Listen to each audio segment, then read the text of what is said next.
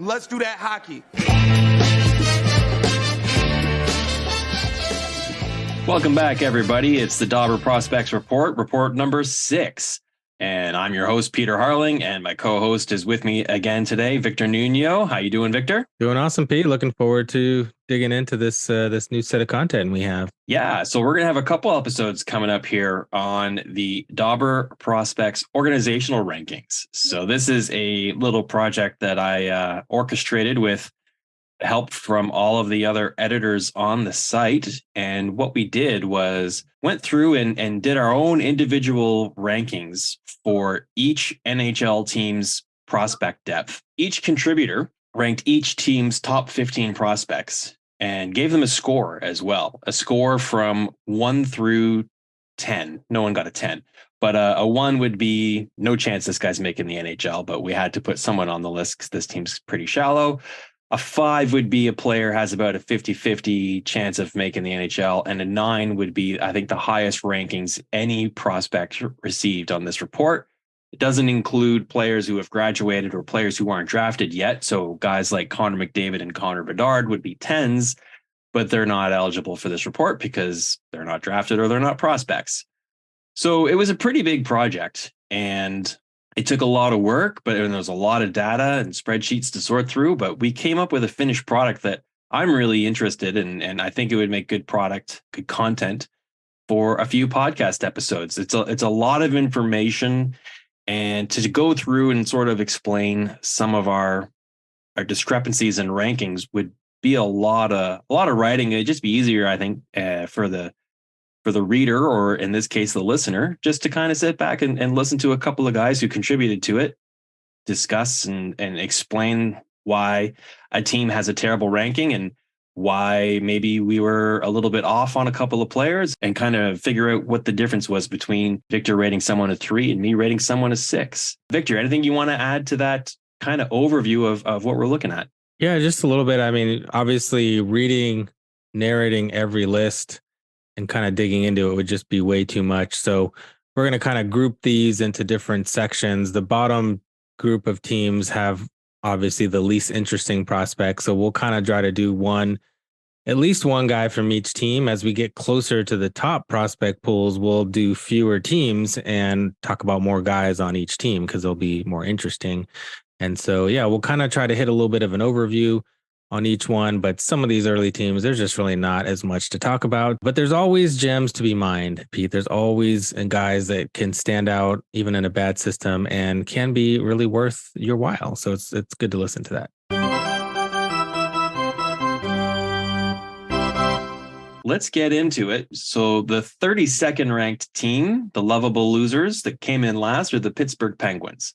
So my kind of overview take on this organization is they're at the very end of their rope on the Crosby, Malkin, Letang era. They won some cups. They've had a good run, and their previous management regime with Hextall and Burke decided to re-sign Letang, re-sign Malkin, and stick the core together and go for another run. And it didn't work out. And I think ownership is probably feeling the same way, which would explain the cleaning of house of their upper management. And they're going to bring in a new general manager, possibly Leafs former GM Kyle Dubas. He's been rumored to be of great interest to them. They're pretty devoid of prospects. They traded away a lot of draft picks to support their Crosby Malkin era.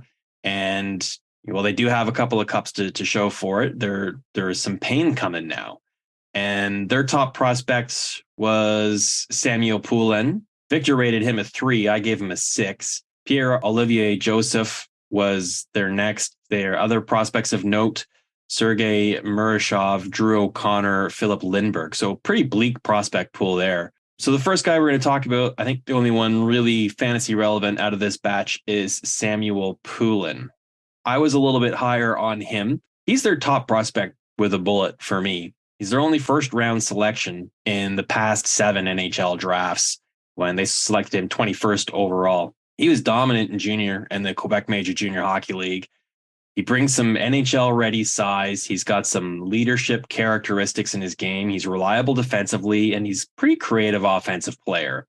There was some, though, that thought that he was too good for the Q last year, and that he could have played in the NHL as a 19-year-old. And ultimately, he was assigned to Sherbrooke. After 5 games, he was traded to Val-d'Or, where he flourished with 25 points in 19 games, following that up with another 19 and 15 playoff games. Penguins have not rushed him into the NHL, which is good on them. They allowed him some adjustment time in the American Hockey League, where he was effective, 19 points in 38 games, after 38 games anyways. He uses his size and his strength to his advantage. He may not be an elite offensive top 6 kind of guy, but given the dearth of prospect depth in their system and the need they're going to have for young players in the immediate future, and he'll have a entry level cap that'll make it easy for him to transition to the NHL. Those are the reasons I think he's worth the highest rank in their organization. And it's only a 6, right? It's not like I'm calling this guy a superstar. But Victor, you're pretty poo-poo train on him, giving him a 3. So I'd be very interested to hear what the poo-poo train has to say about Samuel Poulin. Yeah, well, he is their first round pick. And he certainly, I think there's no question he was a very good junior player. The question has always been with Poulin is how will he translate to the pros? And he's always had issues with skating. And he was able to mask that a little bit against smaller and a little bit slower players, but as he's risen in the ranks, it's continued to be an issue. And, just looking at some of his statistical models this year, which wasn't, he didn't play a ton of games, just the 4 points in 15 AHL games, but he has a PNHLE of 14. And his hockey prospecting model is really low. I mean, he's like basically a statistical anomaly to be a star at this point. Some of his comps are mostly guys that never made it. And one guy named Joe Veleno, who stands out in our minds recently from what he did at the World Championships. Really dirty play there, but that doesn't really relate to Poulin too much. Just to say that he might not, doesn't really have a whole lot of comps that are, impactful in the NHL. We had on our Fantasy Hockey Life podcast, we had Jesse Marshall, who covers the Penguins. And I remember last year I was really kind of excited, hoping that Poulin would get a shot and kind of pick his brain a little bit about that. And he was so down on him, talking about his skating. As you mentioned, the poop train. Well, Jesse Marshall said that Poulin's skating is like an 18-wheeler trying to turn. It's just so slow, and he has a really hard time getting around the ice. And it's pretty much at that point where he needs to prove it, or just, the Penguins are going to have to move on from him.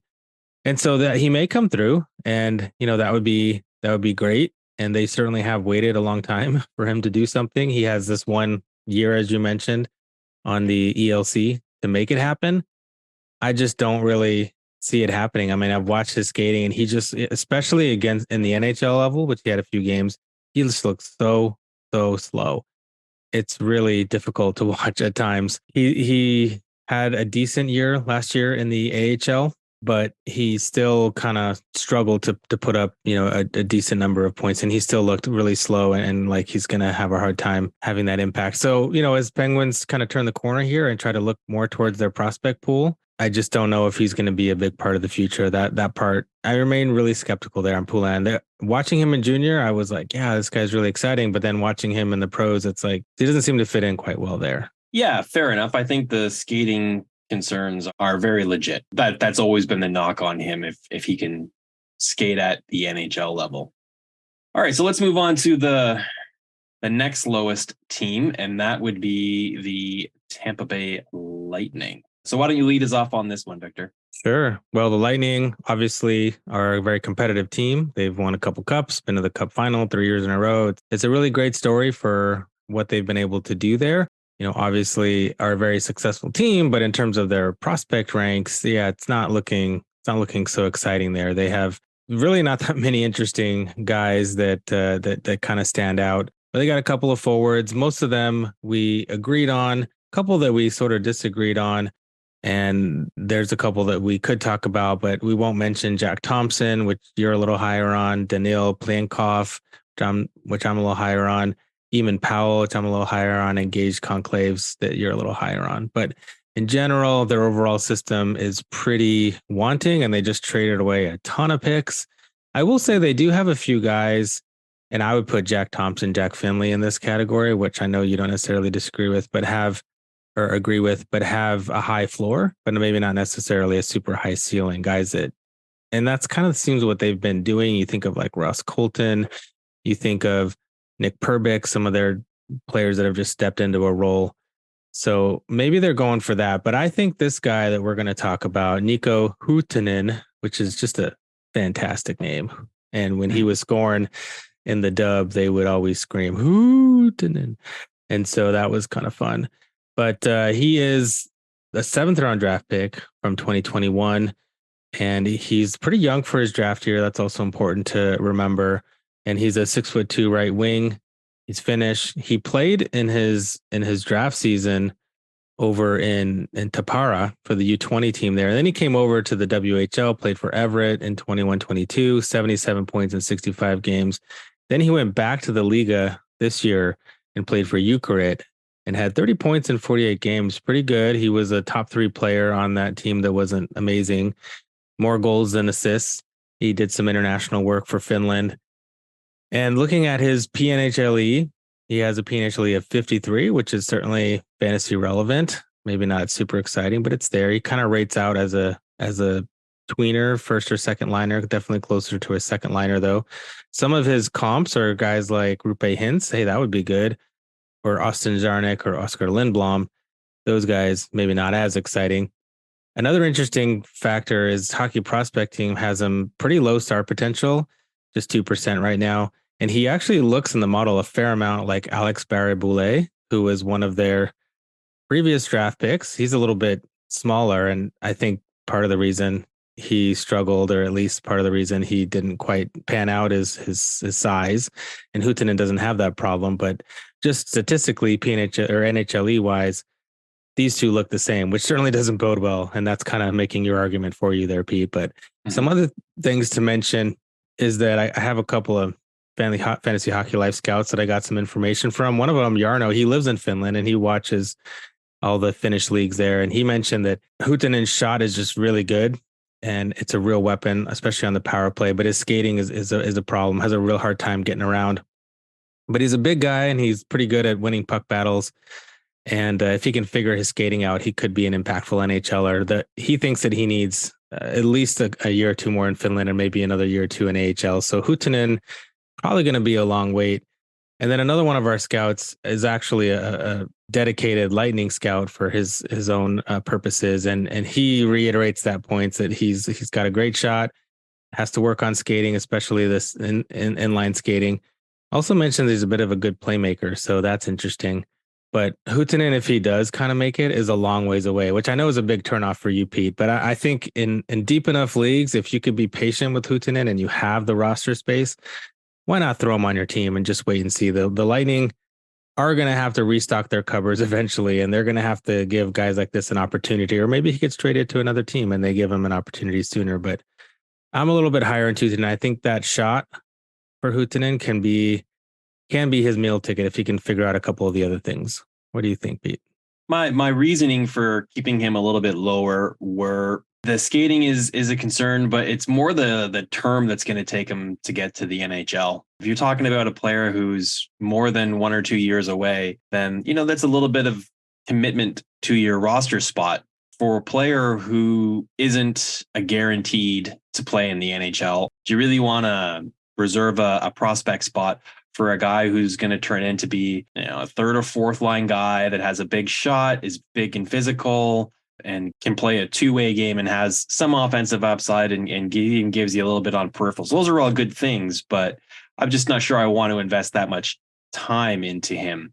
So I'd give it a year or two, see what he does when he comes to the American Hockey League. And then I might be more interested in fantasy stock on that prospect. But for now, that's why I was a little bit more on the poo-poo train side than you were on that one. Let's move on to the next team, the New York Islanders. This is a team that I think is in a world of hurt. Not only have they kind of traded away some draft picks lately, they've made some poor selections with draft picks, and their contract situation on the NHL roster is questionable at best. They've got some old guys that aren't worth their contracts that are signed too long. And Lou Lamoriello even joked about that after they signed Bo Horvat to that contract extension. His comment was, it's too much money and it's too much term. Dude, you signed it. So I'm not really sure how I feel about the New York Islanders' future. It's not great. And you look at their prospect system, it's also not great. One of their former first round picks, Simon Holmstrom, Vic, you rated him as a 3. I rated him as a 6. I think I might have been a little generous there. They've got Jakub Skarek in goal, Tristan Lennox. You both rated those two guys 5. I rated them 2 or I didn't rate them at all. I didn't give Tristan, he didn't make my top 15. Let's talk about, I guess, Simon Holmstrom first. As I mentioned, he was a first round pick by the Islanders. Bob McKenzie had him ranked 43rd on his draft list in his draft year. So the Islanders selected him 23rd overall, which at the time seemed like a bit of a stretch, reaching and grabbing him at that stage, especially when you had options on the table like Philip Tomasino and Connor McMichael. So I think that was a mistake that they've kind of doubled down on since the draft. And, they picked a player with no previous pro experience, and the Islanders brought Holmstrom to North America as an 18-year-old and dropped him in the American Hockey League, where he kind of laid an egg, 15 points in 46 games. So I don't really like the way that they've developed him either. He was a minus 15 as a rookie. So that's a kick right in the confidence. In his second season, his point pace dropped slightly with 7 points in 24 games. And he was named to Team Sweden at the World Juniors, and he was held pointless in 5 games there with a disappointing showing. So I guess the reason why I still ranked him as a 6 is twofold. I think despite the fact that the Islanders have kind of screwed up his development, I still think he has the ability to play in the NHL. And I think the window of opportunity for him to get there will be relatively shorter because they're going to need some players on ELCs that have some skill. So I don't think that, I rated him as 6, so I'm not calling him a superstar, and he's got just a better than 50-50 chance of making it to the NHL. So I'm not high on him, as you can tell from my description on his file. But you think even less of him. So how can we make that even worse than the way I painted it? I don't know. I heard your ringing endorsement loud and clear, buddy. I don't know what you're talking about. Yeah, it's bleak on the island. And part of the reason I rated the goalies so high is, I do think they're pretty decent, but also there's much more variability in goalies. So I feel more confident rating them a 5 than I would Holmstrom a 5, just because I think the range of outcomes is wider. I'm certainly not as confident in Skarek being a regular NHLer, but I'm less confident that Holmstrom has a fantasy impact. So that's really what it came down to for me. I definitely agree with you that I don't think that the Islanders have done him any favors. There was a lot of expectations from early on. I don't think being a first round draft pick really helped him. I think if he's drafted in the 40s, I think we are having a different conversation about him right now. So that's sometimes a little bit unfortunate for these guys. Looking at his PNHLE, it's based on his NHL time this year. And so he only had a 15-point pace in his 50 NHL games, and his PNHLE is 18. So pretty low. His hockey prospecting is 0, which is pretty terrible. I mean, I know Byron gives everyone like a 5% chance right off the bat, no matter what. And so to get down to 0, you have to be spectacularly terrible. And so there aren't really a whole lot of guys that turn out to be stars from this projection. It's basically guys that just completely buck the curve, the trend, and are total outliers. So that would have to be the case for him. Some of the comps that I dug up that I think are somewhat reasonable are like Louis Eriksson, Andreas Janssen, Alex Kerfoot. Yeah, maybe. I mean, none of those guys are super exciting, but they're guys that have certainly been rostered on fantasy teams here and there. I think one thing that was good for him in the NHL this year is his expected goals against per 60 was really quite good. So he was a pretty good defensive forward. I don't know if that's just the system. We know the Islanders tend to play a good system, so maybe that was just him, but his expected offensive impacts were really low. And so that's unfortunate. I just don't know that there's a whole lot here. And yeah, he's got one more year. And so he's hopefully will be really motivated to show well and earn another good contract. What's hard on fantasy, though, is that he doesn't really do much else. He doesn't really score a lot. He doesn't really hit a lot. Doesn't really block a lot. Doesn't shoot. It's like, well, what are you doing out there? Just a bunch of cardio, basically every shift. And so that's not really helpful for your roster. I wouldn't be super shocked if he had some reasonable impact in a year or two. Maybe he kind of figures it out. Maybe he He just needs a little bit of, deep breath and some more confidence from the team.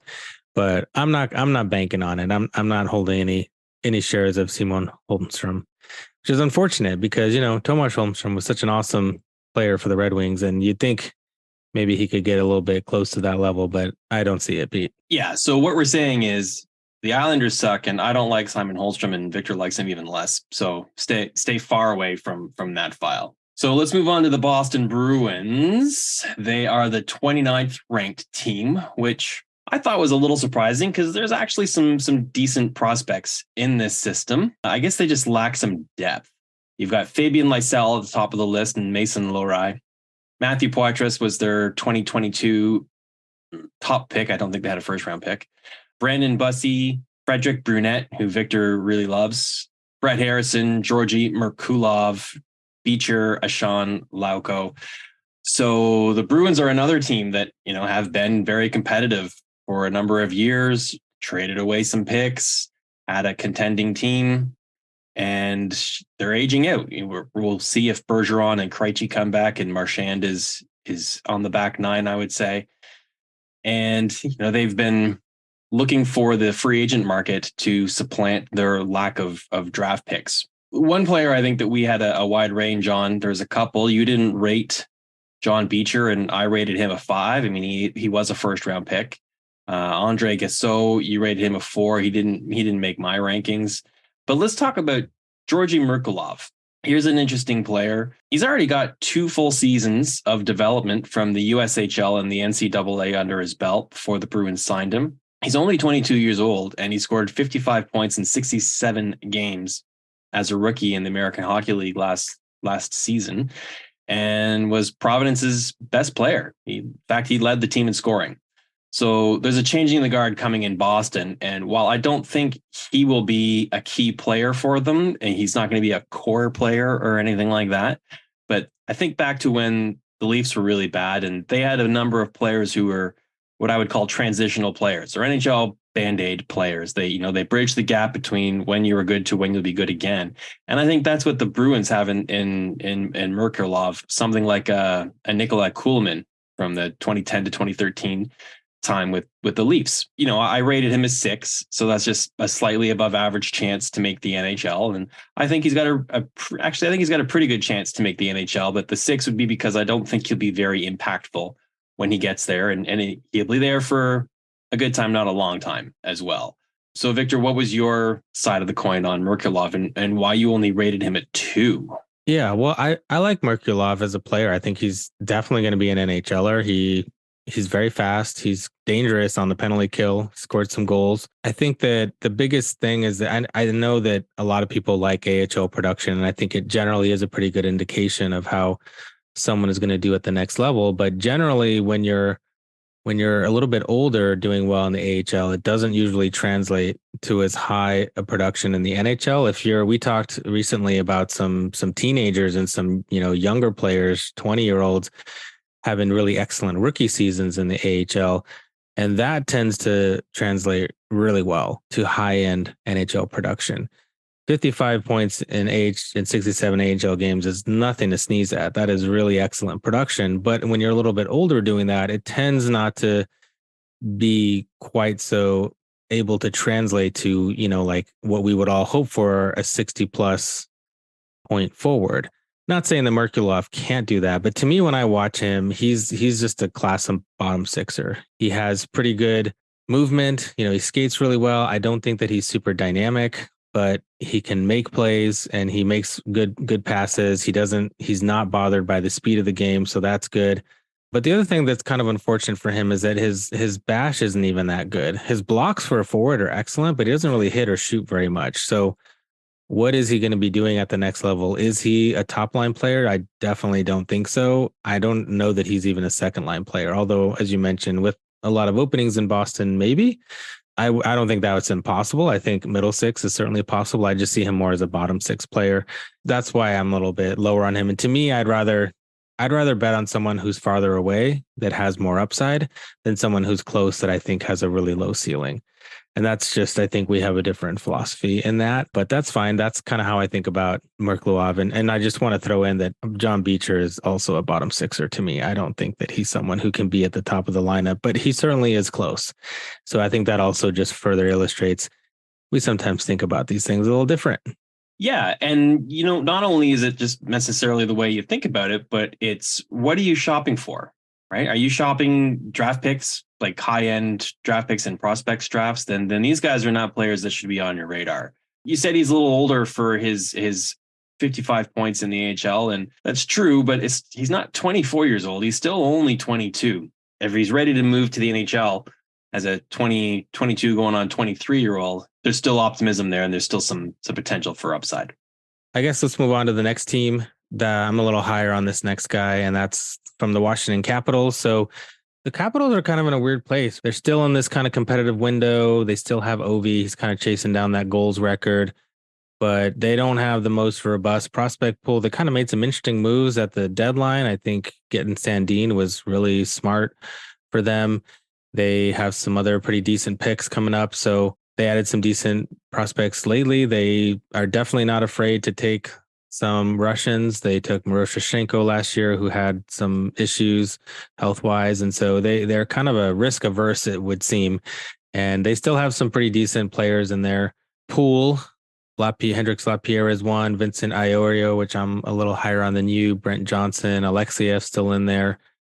And the guy that we're going to talk about, though, is a little bit lower on the consensus, but I definitely drove him up the list a little bit with my 7, and you had him as a 3, and that's Alexander Suzdalev, who was taken recently in the 2022 draft, 3rd round pick. His heritage is kind of interesting. He's mixed Swedish and Russian, and he played in Sweden during his draft year, and he just came over. He was playing for HV71 in the J20. That team is relegated currently to the Allsvenskan, so he did get a couple games there, but he wasn't really eligible to play in the SHL, so mostly he was playing at the J20 level. Anyways, he looked really good there in his draft year, and then this year he came over to the Regina Pats, who had obviously Connor Bedard and some other pretty good players, and he really excelled. 86 points in 66 games, and he's a 6'2", 176-pound left wing, in case you weren't sure. The thing is, there's some interesting things about Suzdalev for sure, and even though I rated him high, I think it's because that's kind of everything coalescing into a good outcome. I think there are a lot of holes you can poke into why this won't happen, but I'm going to try to paint the picture of why it could. He's a big body. He's really, good in terms of like using that to some extent. The transition to the AHL, I think it could be really rough for him. That's going to be a big increase in speed. And that's something that he, isn't the best at. This will be his 3rd league in 3 seasons. So last year he was in Sweden. This year he was in the WHL. Next year he'll be in the AHL. So all those transitions can be a little hard for him. Right now his PNHLE sits at 59. So a 60-ish point forward, I don't think is terribly unreasonable as an outcome for him. And he's got some equivalents, though, that aren't super exciting. Guys like Curtis Lazar, Quentin Howden, Morgan Geekie, NHLers, but like not super exciting. His hockey prospecting has him more in the 9 to 10% range of being a star, but looks more and more like an NHLer. He's got some decent comps, guys like Matthias Michelli, who really broke out this year. I think Valeri Nichushkin is someone who he could end up looking like. Obviously, he broke out really late, but has been really good lately. Yeah, I'm not saying this guy is going to be amazing, but I think in terms of I think some of this might get a little slanted based on the other players on the team, but I really like Miroshnichenko on the Capitals, and I think Suzdalev is closer to him than some might say. So that's just kind of my personal opinion there. But Pete, tell us why you don't think this is as good of a bet as I might think. So my concerns with him, and you hit on one of them, was he's been a little bit transient in the last few years. He really popped last year in Regina, but that's playing against junior level talent, and it's playing on a line with Connor Bedard. So I can't help but think that those numbers are a little inflated. And then some of the notes I read on him, that he's got the height, but he doesn't really play a very strong physical game. He's got good passing and playmaking abilities, but his overall hockey sense might not translate to the higher levels. Because of those reasons, I was a little bit cool on him, rating him only a 3. Now we'll see what he does in the AHL this coming season, because that's where he's going. And if he translates well there and can keep up with the pace, not necessarily the physical pace of it, but the mental pace of the American Hockey League, that's where my real concern is with this player, then that will totally change my opinion of him. And if he can show that he wasn't dependent on Connor Bedard to maintain that offensive production that he had last year as well. So I don't dislike him. I'm just skeptical. So next up, we're going on with our rankings. It's the 27th ranked Florida Panthers. So here's a team that sadly is ranked in the bottom portion of our organizational rankings, and they've just traded away their first round picks until the end of time, it seems. Their prospect depth in the pool, Mackie Samoskevich was number 1 and Michael Benning was number 2. I believe we talked about Benning on a previous episode not too long ago. Justin Sardif, Grigory Denisenko, Evan Nose, Aleksi Heponiemi, that's where it starts to go south. I ranked Heponiemi a 6, and Victor doesn't even recognize him on his rankings. Some other discrepancies between Victor and I, we had Jack Devine as a 2 from me, but Victor had him as a 5. Victor didn't rank Ryan McAllister, but I had him as a 4. But talking about Heponiemi, as I mentioned, he's a big, dynamic offensive finish forward. He's been slowly developing since his draft in 2017. He's since won a World Junior Championship gold with Finland and a WHL championship with Swift Current. And he is now in his 4th season as a professional hockey player. And the offensive production has been pretty evident in the American Hockey League. He's had plenty of opportunities to produce in the NHL and has not really clicked. So I'm still kind of hoping, I guess, I ranked him a 6. So that's just a slightly better than average chance of making the NHL. Again, not a star, but I think, his pedigree and his resume speaks to the fact that he just might need a little bit more time to figure it out.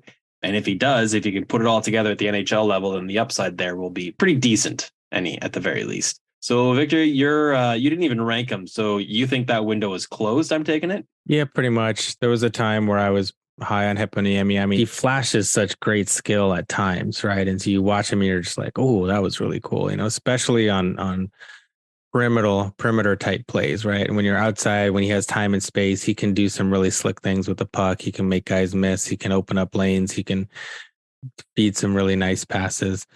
But yeah, he's 24 now, and it's been a long time since he was drafted back in 2017. He has had some decent production at times. He's bounced around to different leagues. He's got some NHL time, and it hasn't really translated. One of the big issues with him, I find, is that he's just really inconsistent. Like, there are times where he's completely invisible. He doesn't really seem like he knows where to be. He lacks effort at times, but there are other times where it's great. And so you're just like, okay, do it all the time. But apparently he struggles with that. So yeah, I think that's the issue with him. He right now, his PNHLE is pretty low, like 27. If you back up to his hockey prospecting, which ended as D+3 year, he still looked like he had pretty reasonable chance to be an impact player. One of his comps was a guy like Connor Garland, who's certainly a pretty decent producer, but he really struggles to drive play on both ends of the ice. And I think the biggest issue is that he's an RFA, and I'm just not even sure that he is back in North America. I was talking to our Finnish scout Jarno, and he's pretty convinced, though he couldn't confirm, that Heponiemi is heading back to Europe and probably either Switzerland or Finland to continue his professional journey. And I think that he probably could be a pretty good professional on the larger European rinks. I think the smaller North American rinks give him trouble because he doesn't have as much time and space to do the things that he likes to do. And he's not really an inside type of player. Part of it is that he's a little bit smaller. He's only 5'10", 154 pounds, but also I think that's just not the game he likes to play. So it's a little bit more of a challenge. So yeah, that's part of my not ranking him, is I don't even think he's going to be here. So why bother? Yeah, fair enough. But yeah, so the next guy, let's move on to the next team, the New York Rangers. Now, the Rangers, they're a pretty good team. They didn't do so well in the playoffs this year, but they certainly have a strong core. They and the Devils had a great series there. They have really excellent D, and one of the D we have on our consensus list, Zach Jones. We like him a lot. I'm a little worried that he's gonna not get the opportunity. Most of the guys on this list we agreed with in terms of our consensus, and Pete and I, Brendan Othman, number 1, Shakora, 3, Kuyl, 4, Berard, and then it kind of thins out a little bit, and we have some disagreement on Bryce McConnell-Barker, which is the guy we're going to talk about. Overall, they're at the 26th mark in terms of the organizational rank. And so this is a team that had recently a lot of really excellent prospects, and most of them have graduated to the NHL. So, hey, that's what you want. And they're making an impact, some more than others, but either way. So let's talk a little bit about Bryce McConnell-Barker. I had him ranked as a 7 and Pete as a 4. So we're a little bit different there. And so it's worth kind of discussing a little bit. He was a 3rd round pick in 2022. So just this past season, 6'2", 194-pound center. And he had a pretty good D+1 season. He's in the OHL. He was playing for the Sioux Greyhounds in his draft year. Remember, his D-1 year was that COVID year. So he lost an entire year of development. And this past year, he had 77 points in 68 games for the Sioux Greyhounds. Not bad. I think it's also really important to mention that he's really young for his draft year. So he's only 18 and he won't be 19 until June 4th. So playing each one of these years at almost a year behind most of his colleagues there in the same draft year is a little bit tough. And so I think that's important to kind of keep in mind. I guess it's also worth mentioning that he doesn't really have any international caps. So he came up in the London Junior Knight system, and he hasn't really represented Canada anywhere. So sometimes that's interesting. Sometimes, I'm not sure that it really matters, but usually the guys that represent Canada have a little bit better shot of being impact players in the NHL. It's also interesting looking at his PNHLE. He has a PNHLE of 51, so kind of just above a second line potential kind of guy. And he's kind of been there since his draft season, increased it a little bit since then. Some of his equivalents, well, Michael Bunting is one of them. That would certainly be a pretty decent outcome. Adam Ruzicka, who just got a little bit of opportunity this year. Jason Dickinson is another one. Looking at his hockey prospecting, not super exciting, kind of in that 5% chance of being a star, which I was mentioning earlier is kind of a given for everyone, but he has been able to increase his NHLer probability a little bit. And again, just being younger, I give him a little bit more leeway because he's behind. He's a little bit behind everyone else. So I'm not saying he's going to be amazing or anything, but I think the early birth date and his continued improvement year to year, especially from the 0 year when he lost that COVID year to then his draft season, his D+1 year, I think there could be a little bit more there, as they say. Pete, what do you think? Well, that's funny because I kind of agree with all of your takes on this player, but I'm still not seeing why you'd rank him as high as a 7. Here's a player who doesn't really have a strong draft pedigree, and his production at junior has been good, but not great. It's not like he dropped in the draft rankings. He was kind of ranked around where he was selected. Your comparables, Adam Ruzicka, Jason Dickinson, Michael Bunting, while those are NHL players, for the most part, they're not really impactful players. So I would just reserve a 7 for a player who I have higher expectations for. Well, I like McConnell-Barker, and I think he could make the NHL. I don't have high expectations for his fantasy upside if he makes it. I guess that's where I'm perceivably down on him. Yeah, that's fair. I guess maybe just seeing if everything works out really well for him, that's maybe more of his ceiling the ranking more based on his ceiling than likelihood. So, yeah. And I had him ranked 4. I had him as like the 6th overall prospect, I think 6 around there, 6th or 7th for the Rangers. So I don't think very highly of a lot of the Rangers prospects once you get past the top 4 or 5 there. Let's move on from the Rangers and let's go to number 25, Vegas Golden Knights. What's your overview on them? Well, they came in the league with a bang, obviously, and I think they had some really good early drafts, and then they traded a lot of them away because they were better than they thought originally, I think, and so they don't have necessarily the best prospect pool now. I mean, we ranked them 25th. They still have some decent players though, but a lot of them have just been moved on, and so it doesn't have the depth of some of the other ones. We had Brisson number 1, Lucas Cormier, who I really like, at number 2, Pavel Dorofeev number 3. Then I think it really kind of thins out a little bit. There's some guys like Hayden Korczak, there's Danil Chayka, there's some other guys near the bottom here, but the guys that we're pretty different actually on a lot of these. I'm a little higher on Chayka. You're really high on Cotter. I'm a little higher on Ben Hammerling and Isaiah Seville. And the goalie, Yuri Patera, who we saw this year, I think goalies are just hard in general to guess on. But the guy that we're going to highlight is Ivan Morozov. And he is definitely near the bottom in the consensus ranking. Most people didn't think too highly of them. I had him as a 7 and you had him as a 2. I think part of this, I know that I kind of rank defensemen a lot differently than some people. And I know even in the Dobber guide, he tends to have defensemen points be weighted double. So that's something to think about as you're kind of going through these. But Ivan Morozov, let's focus on him. 2018 second rounder, 6'1" center. He's now 23, just turned 23. He's got a little bit of a late birthday in May. And he was in Russia for a long time, playing in different leagues, got a little bit of KHL time as far back as 2018, 19. He was over there for quite a while and then came over last year at the very end, played just a couple of AHL games for the Henderson Silver Knights. And then this year he was basically full-time in the AHL. In his KHL time, he had mostly was pretty average production, but he did have one season with SKA where he had 31 points in 55 games. That was 2020-21. Last year, he was kind of moved around a little bit. He played a little bit for Sochi, played a little bit for SKA, played a little in the VHL. You know, SKA is a really good team, so it's always a little tricky with them. But this past year, he had 17 points in 58 games. And so that's part of maybe why people are a little down on him. And his PNHLE really has kind of taken a bit of a nosedive since that strong season in the KHL. And so his PNHLE is pretty low, 13. He does have a pretty decent hockey prospecting profile, though, kind of in that 15% chance of being a star and pretty likely to be an NHLer.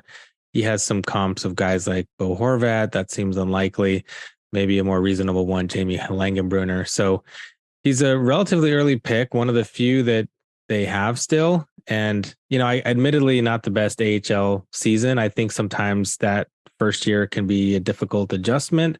So I guess I'm higher on him. But as I went through and like reanalyzed everything, I guess I could see how maybe he's not the most exciting. And I think part of it when you're digging into these teams, I think maybe, I don't know if you notice this a little bit, Pete, but sometimes you end up just grading it against that same team a little bit more than you do across the board.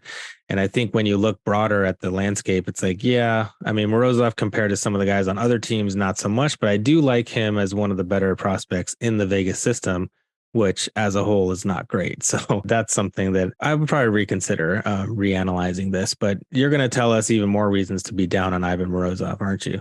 Yeah, although I think my 2 rating might have been a little harsh. So my concerns with him are, you know, he's 23 already, and he finished 12th on team in scoring with a team worst minus 22 on the plus minus column.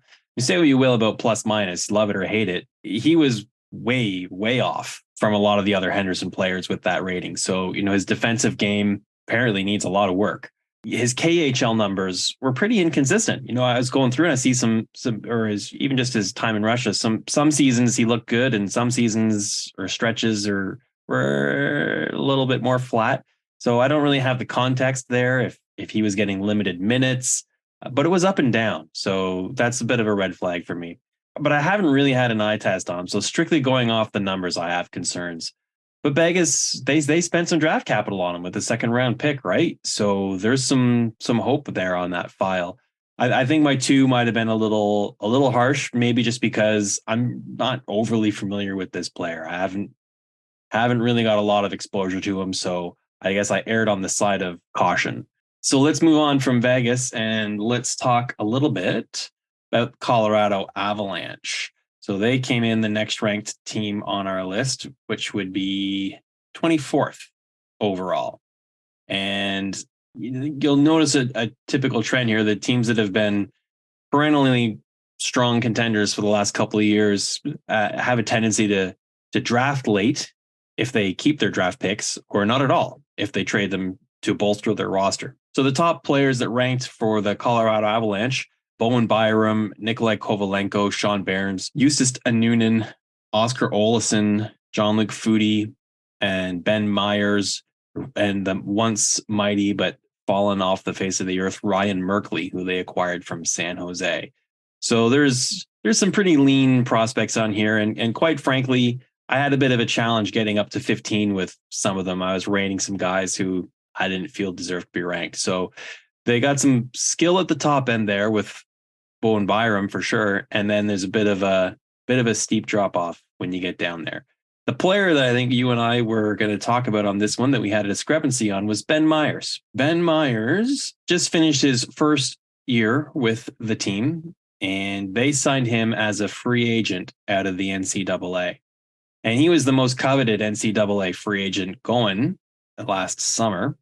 He's been a proven offensive player at the NCAA. He had 17 goals, 24 assists, and 41 points in 34 games in his sophomore season. And he was a Hobey Baker finalist. I don't think he won. He's proved he can score against professionals as well. He played for USA at the Olympics. He had 4 points in 4 games there. He also finished the season in the World Championship last year because he wasn't eligible to play for Colorado in the playoffs when they went on to win the Cup. At the World Championship, he had 8 points in 10 games. So, a lot of reasons to be optimistic about this player. He started the season in the NHL, but didn't really cut the mustard. They sent him to the American Hockey League, and he scored 24 points in 34 games there. So he's got some offensive chops. He just hasn't been able to put it together at the NHL level.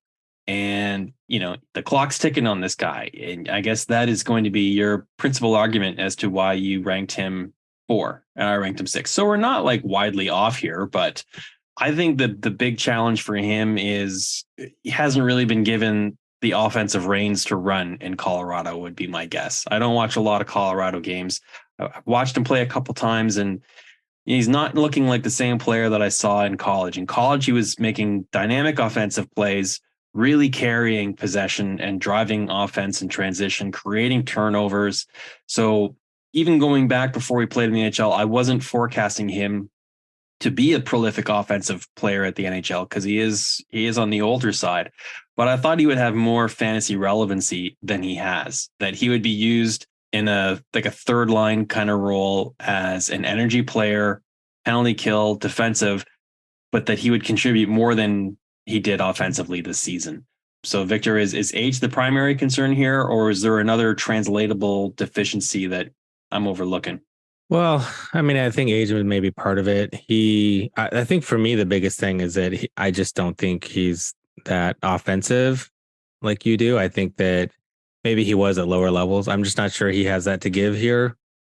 His PNHLE is 18, and his hockey prospecting has really steeply declined. He graduated the model a couple of years ago at 2%. So very statistically unlikely. Some of these guys who put up, pretty good points towards the end of their NCAA career, usually they don't generally turn out to be high scorers in the pros. So, when they do that as a freshman, that's why what Fantilli did this year is so impressive. Guys like Paul Kariya, Jack Eichel, guys that lead the NCAA in scoring as a freshman are usually really solid NHLers. If they are one of the best players in college as a junior or senior, it's not nearly as impressive generally. But he did have a good season for the Eagles last year. And so, obviously he's gotten some play. When you watch him at the NHL level, to me, he looks like an NHLer for sure. Like he's going to play in the league. So if that's valuable, then, that's great. But to me, he's a defensive forward. He gets deployment according to that. Sometimes players can break out of that mold and be more offensive. A guy on his team like Val Nichushkin was kind of that player for a long time, was really strong defensively, and then eventually the scoring came. But you had to wait a really long time for that to work out. And, Ben Meyers getting 40% offensive zone starts, 8 points in his first 39 NHL games. Not exciting. Not super exciting. Also getting really low time on ice. Yeah, and he is 24. So how much better is this going to get when he's literally in his prime playing NHL games? When guys are like this and I just see a low floor, I personally just would rather not bother, even if they're playing in the league, because to me, I would just rather go get someone off the wire, right? Rather than hold on to them as a prospect. So I'd rather save those spots for someone who I think can have a more impactful future, as opposed to someone who I think their ceiling is capped and I can get a replacement level off the waiver wire for similar production. So that's why I'm not super excited about Ben Meyers. Maybe I'm just biased because I own him in one of my fantasy rosters. I roster him and I need him to do better than he's doing. So maybe it's just wishful thinking. That definitely happens to all of us. Let's move on to the next team. So the Vancouver Canucks are 23rd. And they've been an interesting team with some of their management and contracts that they've been refusing to give some players and giving to other players. Looking at you, JT Miller. So it's been interesting. Their draft, they've gotten some decent draft picks. They've also had some that haven't quite panned out. I think drafting Elias Pettersson and then Elias Pettersson is one of the funniest things that's happened in the draft. So I'm really hoping both of them end up on the team together at some point. That's going to be fun. So we had a consensus of Aatu Räty being the top player, then Lekkerimäki, Jack Rathbone, Danila Klimovich, Kravtsov. And then down near the bottom, we had a guy that we're going to talk about because I ranked him a 7. He would have been he was one of the top prospects on my list.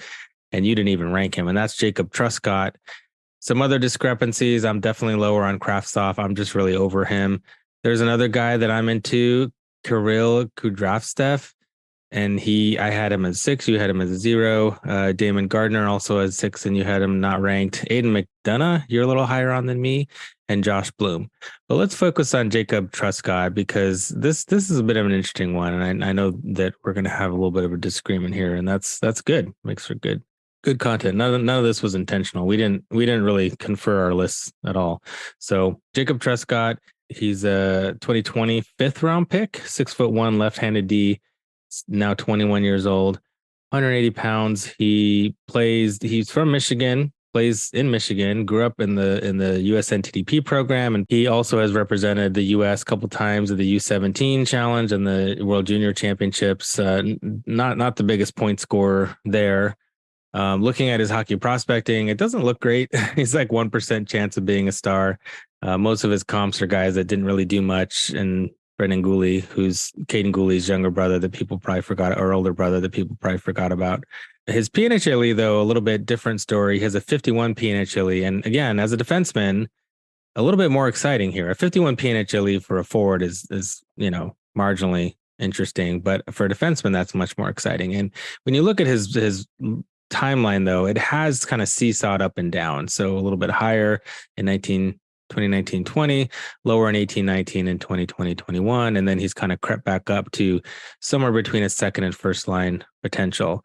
Some of his comparables, Eric Jelena, Brendan Gooley. So that's fun when PNHLE and NHLE models agree that Brendan Gooley is a comp. Also not good from my argument. Matthias Samuelsson is another comp who I think would be a pretty great outcome for him as someone who's doing really well in Buffalo. So he was also the assistant captain there at Michigan. And here's my argument. He plays big minutes. He plays important roles. He's out there a lot, and that allows him to accumulate really good bash. He has experience playing with elite D-men with the last name of Hughes. I think that bodes well for him in Vancouver. There's one of those there. There was one of those there in Michigan. He'll be in the NHL. Luke will next year. I think he's one of these defensemen who can really settle down, a rover type offensive defenseman like Hughes. The only downside I would say is that they're both left-handed, so that might be a little bit tricky. But I think Quinn kind of likes playing his offside. It's good for offense. Maybe that's in his future. I think he's someone who definitely will play in the NHL. Truscott, I think he's going to be back in Michigan next year, I think. But he's someone who could step into the NHL right after his senior season. And with a high peripheral floor, he just needs to get enough secondary assist to make it worthwhile. I mean, a guy like him who scores, 30 to 40 points can be well worth it in fantasy. And I like that once he's ready to step in the NHL, he should provide production right away, as opposed to someone who you're going to have to wait a long time for. So that's my argument for liking Jacob Truscott. Pete, explain yourself. So I've watched a few Michigan games over the last couple of years because they've had some players worth watching, and he's never really stood out to me. He's always just kind of been invisible in the background. Made Team USA at the World Juniors. Apparently, I don't remember seeing him there either. He had 0 points and he's never really stood out to me. So he's not a widely ranked player. If you go searching for Vancouver Canucks top prospects, you don't hear a lot of people shouting about this guy. So, I've never really read anything about him that made me take notice. I've never seen anything from him in games that made me take notice. So I guess I never really did, which is why I didn't rank him. There are some other players on Vancouver's depth chart that I like better than him for the defensive position, including a couple of guys that they just signed as free agents in Nikita Hirose and Cole McWard. And I think that speaks volumes to what they think about this guy, that, they addressed that position as a deficiency and went out and used free agency to shore up the depth at that position. So, I like the things that you said about him, the positive things anyways, that he's capable of playing with star players because there's value in that, and that he provides some bash. The fantasy leagues I'm in, if you have a minors eligible player that can deliver hits and block shots, that's valuable, right? That's on an entry level contract. That's, if you're in a multi-cat league, there's use in that until he signs an expensive contract and then he's no longer useful. I just think there's a lot of other options that you could look at for your fantasy league than this player that have a better upside. I think that's one thing that is actually a feather in his cap, though, because the kind of defenseman that Jacob Truscott is someone you don't notice. He doesn't make mistakes. He doesn't turn the puck over. He's really good at moving the puck around. Sometimes you don't even really notice. He doesn't do the flashy things. He does all this. He does all the little things. And sometimes you see the space that he opens, you see the lane that he creates, but you don't necessarily always notice that it was him doing it. And then he allows his other skillful teammates to do the things that they're good at. So, will that translate to fantasy though? Well, if he's out there passing the puck to his good teammates who score, yes, that can. And he's out there a lot. If he can play as a second, or even top pairing defenseman with, Quinn Hughes or something like that, he's going to be out there a lot. He's going to play big minutes, and he's going to get a lot of bash and a lot of opportunity to score some points, even if they're secondary. So there is definitely a future where that is possible. I could see why you're a little bit more skeptical on that. I don't necessarily think that signing those other guys is a huge roadblock. When he's done, he's going to step right into the league and be able to be impactful. Some of the things about some of these guys on ELCs is that they don't necessarily have the biggest impact right away, but he should, because he will be very NHL ready by the time he's ready and he signs. Yeah, fair enough. You make some good points there. And I do see value in defensemen that will be on the ice a lot, because in order to get any kind of stats, you got to be on the ice. You don't get any stats when you're sitting on the bench or in the press box. So moving on down our team rankings, next up would be the 22nd overall ranked Edmonton Oilers. So the Edmonton Oilers prospect consensus rankings reads something like this. The number one prospect for them was Stuart Skinner, who's Calder candidate this year, had a tremendous season. Next up was Dylan Holloway, and we're going to talk about him because Victor and I had some discrepancies on him. Philip Broberg, Xavier Beauregard, Matvei Petrov, Raphael Lavoie, Carter Savoy, Tyler Tullio. These are all some of the players that constitute the top 10 for the Edmonton Oilers. So, we're starting to see a little bit more intriguing prospects as we work down our rankings here at number 22. Discrepancies we had, Victor, you rated Ryan Fanti 4, and he didn't rank for me. I also didn't rank Nikita Yevseyev, who you had as a 5. And as I mentioned, we'll talk about Dylan Holloway, who you had pretty low as a 5. So that's like a 50-50 chance of making the NHL. I had him as an 8. And he played 51 games in the NHL last season, although he only scored 9 points. So not very impressive, but 51 games sure is. So that's one of the things I liked most about him in my high rankings.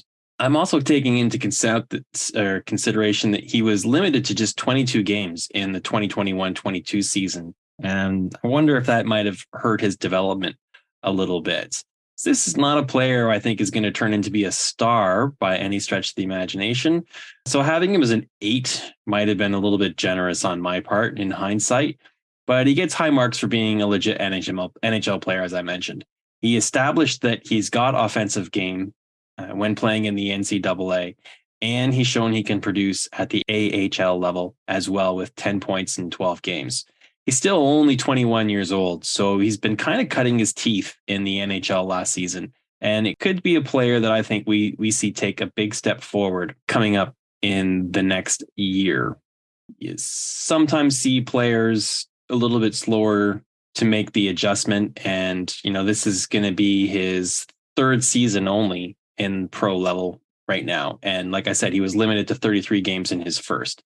So I'm giving him a little bit of leash here and counting on his draft pedigree and junior production to translate into what I hope to be a relevant fantasy hockey player. So Victor, you had him ranked low. You had him ranked as a 5. You're a little bit skeptical that this is going to turn around for him. Why is that?